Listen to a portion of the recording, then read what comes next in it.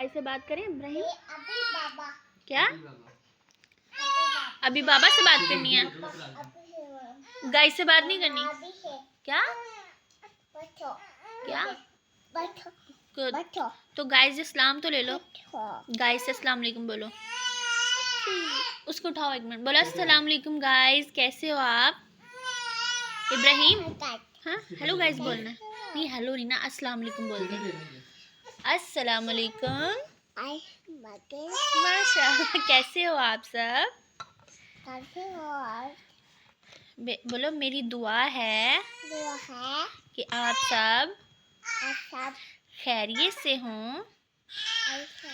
अल्लाह पाक आप सबको अपनी हिफ्ज़ मान में रखे। आमीन